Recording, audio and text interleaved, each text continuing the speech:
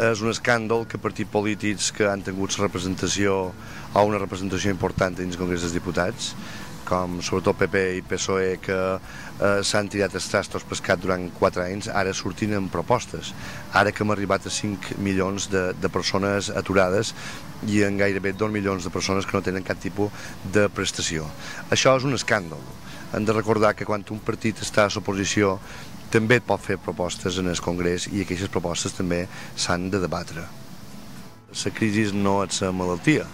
Quan tenim el grip, tenim uns símptomes, tenim tossina, tenim moc. La crisi, la tossina, és el moc d'una malaltia que no gosam dir-li quin nom té.